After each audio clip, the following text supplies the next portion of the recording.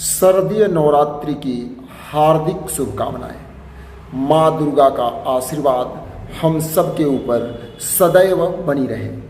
आज हम जानते हैं शारदीय नवरात्र में उपवास का आयुर्वेदिक महत्व क्या है।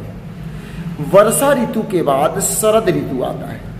वर्षा ऋतु में ऋतुचर्या के अनुसार वात बढ़ जाता है। शरीर रुक्ष हो जाने के कारण हम लोग तैलीय पदार्थ का सेवन करते हैं, कुछ अम्लीय पदार्थ का भी सेवन करते हैं जो उस ऋतु के लिए अनुकूल होता है।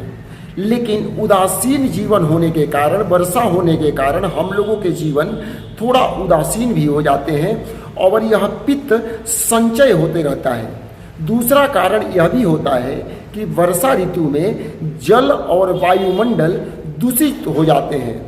अनेकों प्रकार के विषाक्त कीड़े मकोड़े वायुमंडल में जन्म ले लेते हैं जो भोज्य पदार्थों के साथ हमारे शरीर में प्रवेश कर जाते हैं और यह पाचन तंत्र को भी प्रभावित करते हैं, जिसके चलते पित्त हमारे शरीर में एकत्रित होने लगता है। और वहीं पित्त शरद ऋतु में जब धूप के तीक्ष्ण किरण पड़ते हैं तो वह कुपीत हो जाता है। पीत कुपीत का अर्थ यह है कि वह पित्त अपने चरम सीमा पर रहता है।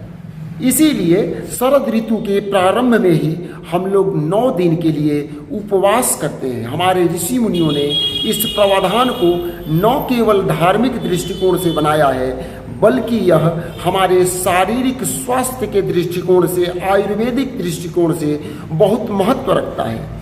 जब हम उपवास रखते हैं तो अम्लीय पदार्थ और कोई भी गरिष्ठ पदार्थ का सेवन नहीं करते हैं। जब कोई भी अम्लीय पदार्थ, खट्टा, तीता, चरपरा इत्यादि पदार्थ का सेवन नहीं करते हैं तो वह पित्त धीरे धीरे समन हो जाता है और हम पूर्ण स्वास्थ्य प्राप्त करते हैं।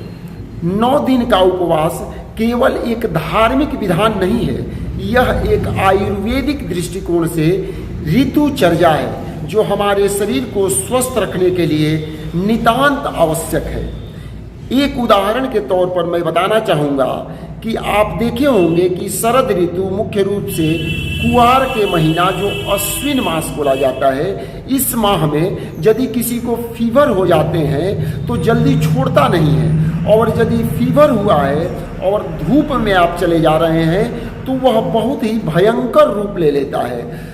ज्वर इस मौसम का बहुत ही खतरनाक होता है। इसका भी यही कारण है कि पित्त कुपीत रहता है और सूरज के तीक्ष्ण किरण यदि शरीर पर पड़ता है तो उस पित्त को और कुपीत कर देता है और ज्वर और भयानक रूप ले लेता है।